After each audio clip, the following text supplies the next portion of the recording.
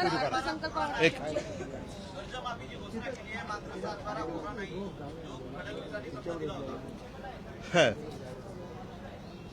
हा अत्यंत महत्वाचा मुद्दा तुम्ही तुमच्या प्रश्नातच विचारलेला आहात. कारण निवडणुकीच्या वेळेला ज्या काही थापा यांनी मारल्या होत्या त्यातली एक थाप होती. ती क्लिप आज सुद्धा माझ्या फोनमध्ये आहे. त्याच्यामध्ये आत्ताचे मुख्यमंत्री म्हणतात की आम्ही शेतकऱ्याचा 7-12 करू, कोरा कोरा कोरा. तो कोरा तर केलेला नाहीये, पण साधारणतः 5 वर्षांपूर्वी आम्ही कालबद्ध पद्धतीने शेतकऱ्यांची कर्जमुक्ती केली होती 2 लाखापर्यंत. आणि ही कालबद्ध पद्धतीने केल्यानंतर त्याच्यामध्ये पात्र अपात्र हे नियमांचं किंवा अटीतटींचं असं काही जंजाल ठेवलेलं नव्हतं. फक्त मला वाटतं 2 वेळेला शेतकरी त्या केंद्रावरती गेल्यानंतर शेतकऱ्याची सरसकट शेतकऱ्याची कर्जमुक्ती आम्ही केली होती.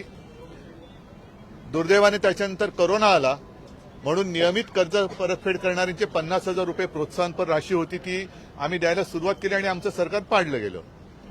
एकूण जर का अर्थसंकल्प पाहिला तर 7-12 तर कोरा झालेला नाहीच आहे. लाडक्या बहिणींचं जे काय भरीव 2100 रुपये देणार होते त्याचा कुठे उल्लेख नाहीये. कॉन्ट्रॅक्टरसाठी मात्र ठोस योजना आहेत.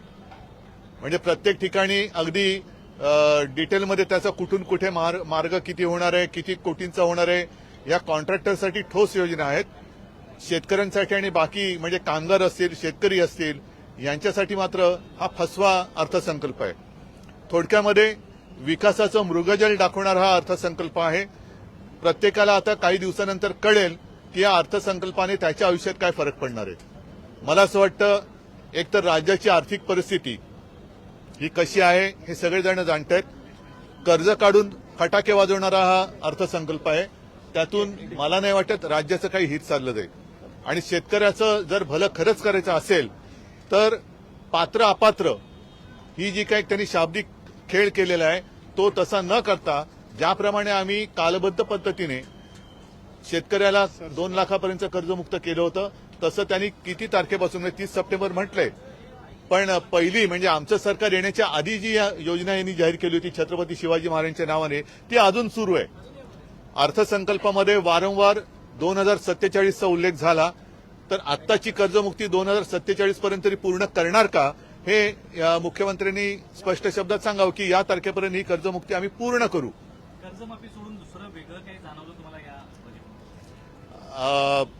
जरा थापांची लेवल वाढले